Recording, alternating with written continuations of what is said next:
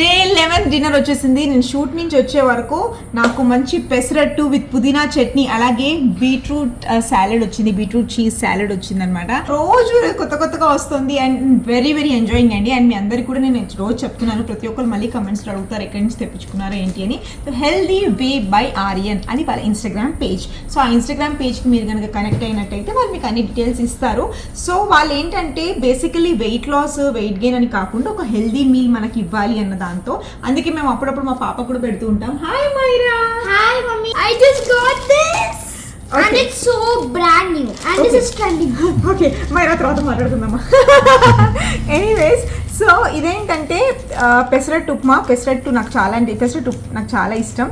So మంచి pesarattu with పుదీనా పచ్చడి. అండ్ పెసరట్టు కూడా నార్మల్ పెసరట్టు కాదు, లోపలంతా మంచిగా మనకి ఆనియన్స్ అవి స్టఫ్ వచ్చిందనమాట.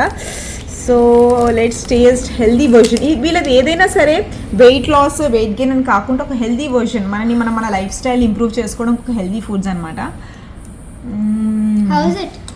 So this is like healthy version of beetroot salad అనమాట. సో మేము Monday to Saturday we are enjoying. Sunday రోజు చీట్ మీల్స్ తీస్తున్నాం అనమాట. నేనైతే వెయిట్ లాస్ అవుతున్నాను, టోన్ అవుతున్నాను, ఎనర్జెటిక్గా ఉంటున్నాను. సో డే 11 నా డిన్నర్ వచ్చేసింది. నేను హ్యాపీగా నా డిన్నర్ ఎంజాయ్ చేస్తున్నాను.